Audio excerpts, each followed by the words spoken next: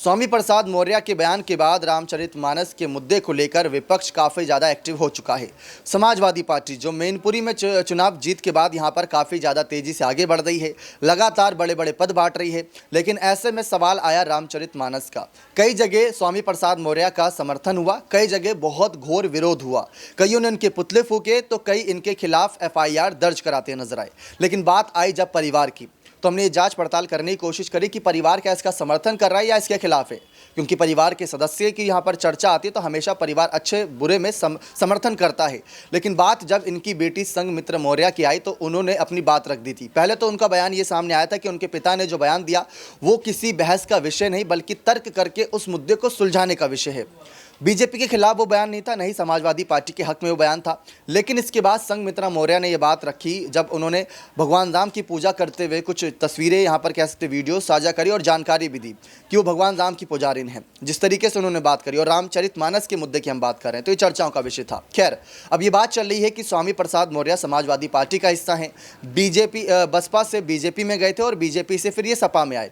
लगातार इनका पाला बदलता रहा और कई नेताओं ने यह कहा कि जब ये BSP और बीजेपी में थे तब इनको रामचरितमानस का मुद्दा याद नहीं आया और जब सपा में आए तब इनको ये मुद्दा याद आया ताकि समाजवादी पार्टी को बदनाम किया जा सके। ऐसे इनके ही खिलाफ कई पार्टी के नेता बातें करते नजर आ रहे हैं। लेकिन आज का जो हमारा खास विषय है संघमित्रा मौर्य को लेकर कि क्या वो समाजवादी पार्टी में शामिल होंगी, इसके पीछे की वजह आपको बता देते हैं। दरअसल बदायूं सीट से सांसद के तौर पर जानी जाती हैं संघमित्रा मौर्य। संघमित्रा मौर्य ने भी खुलकर अपनी बात रखी क्योंकि उनसे ये सवाल किया जा रहा है कि आपके पिता तो उस तरफ है उस पार्टी में, तो आप इस तरफ क्या कर रही हैं? अपने पिता का समर्थन कीजिए। लेकिन उन्होंने साफ कहा कि जिसका नेतृत्व हमें सही लगेगा हम उसका समर्थन जरूर करेंगे। हम अच्छा बुरा नहीं देखेंगे, हम अपना नेतृत्व देखेंगे और सामने वाली पार्टी का नेतृत्व देखेंगे।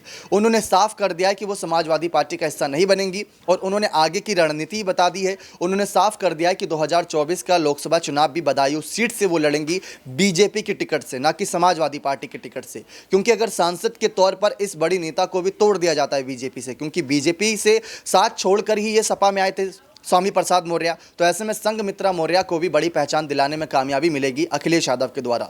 लेकिन अखिलेश यादव तो इसी रणनीति में बैठे होंगे कि इनकी बेटी भी हमारी पार्टी में आ जाए। लेकिन बीजेपी भी संघमित्रा मौर्य को छोड़ना नहीं चाहेंगे क्योंकि एक सांसद के पद पर है और सांसद पद की भूमिका बहुत बढ़ जाएगी इस बार लोकसभा चुनाव में, जिस तरीके से विपक्ष अपने बयानबाजी के जरिए आग उगलता नजर आ रहा है। तो ऐसे में संघमित्रा मौर्य पर सबकी नजरें कि उनका अगला कदम क्या होगा। क्या वो सपा के साथ आएंगी? वैसे तो उन्होंने इनकार कर दिया है, जैसा कि हमने जिक्र कहा कि यहाँ पर 2024 का लोकसभा चुनाव बदायूं सीट से वो बीजेपी के टिकट से लड़ेंगी। लेकिन समाजवादी पार्टी की ओर रुख नहीं करेंगी, अपने पिता का समर्थन देंगी। अगर सही होंगे वो, अगर नहीं देंगी यहाँ पर समर्थन तो इससे साफ पता चल जाएगा कि बीजेपी भी उन पर दबाव बनाना शुरू कर दिया। अब देखते हैं कैसा लोकसभा चुनाव से पहले उनका फैसला रहता है और क्या वो यहाँ पाला बदलने की सोचती हैं या फिर नहीं। अपनी राय कमेंट सेक्शन में जोड़ दीजिए कि रामचरितमानस के मुद्दे पर स्वामी प्रसाद मौर्य के खिलाफ क्या सचमुच FIR दर्ज होने के बाद इन पर कार्रवाई होनी चाहिए या उस मामले पर, उस छंद पर कोई तर्क करके उसको सुलझाने की कोशिश करनी चाहिए। बहुत बहुत धन्यवाद।